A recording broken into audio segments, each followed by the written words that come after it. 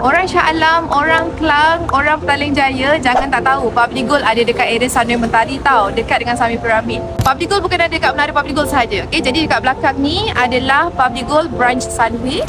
Tapi untuk anda dapatkan emas Public Gold, make sure anda kena ada akaun Public Gold dahulu. Anda boleh order dulu, pesan dulu emas dekat dalam aplikasi kita. Kemudian anda boleh buat collection emas melalui postage, atau kalau anda nak collect emas berat yang 100 gram ke 50 gram ke, boleh collect dekat sini. Nak jual emas secara walk-in pun boleh juga. Kalau anda ada barang kemas yang dah patah, kemek, dah bengkok, anda boleh walk-in juga kat sini. Tapi pastikan anda ada akaun emas Public Gold dahulu. Kalau anda seorang business owner, mungkin anda nak buat rolling modal business kan, bawah Public Gold Sunway ni ada Arahno, iaitu kita panggil Koperasi Dagang Emas, yang merupakan partner kepada Public Gold. Kalau anda nak manfaatkan emas anda, kembangkan bisnes lagi, boleh juga walk-in dekat sini dan make sure ada juga akaun Public Gold. Jadi untuk dapatkan akaun Public Gold ni macam mana?